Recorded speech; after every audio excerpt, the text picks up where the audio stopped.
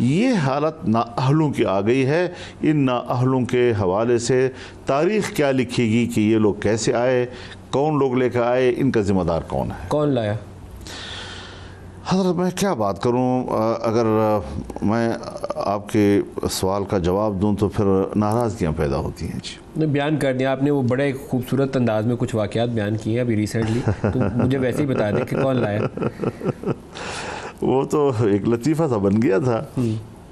وہ کہتے ہیں جی ہمارا نام نہیں لینا, چاہے ہم نے کیا لیکن ہمارا نام نہیں لینا. جی تو اب نام نہیں لیتے ہم لوگ. جی تو ایک مولوی صاحب نے کہیں کہہ دیا تھا نا جی کہ خاتون جو ہے وہ اپنے خاوند کا نام نہیں لے گی. جی تو اس بیچاری کا خاوند کا نام تھا رحمت اللہ. تو نماز پڑھ کے جب سلام پھیر رہی تھی تو اس نے کہا السلام علیکم نکید ابا.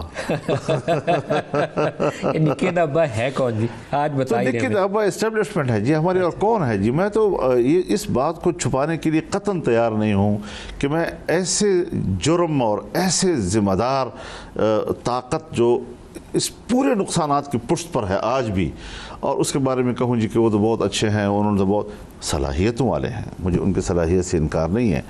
لیکن اس سے تو اگر وہ خود ہوتے تو ہم ٹھیک ہے جمہوری حوالے سے سمجھتے کہ بھائی خلاف آئین ہے, لیکن ملک کا یہ بیڑا تو شاید غرق نہ ہوتا. آپ دعوت دے رہے ہیں انہیں؟ نہیں, دعوت تو کیا, میں نے تو سب سے پہلے مخالفت کرنی ہے, میں ایسی چیزوں کو دعوت نہیں دیتا. لیکن ہمیں صحیح کمبینیشن کرنی چاہیے.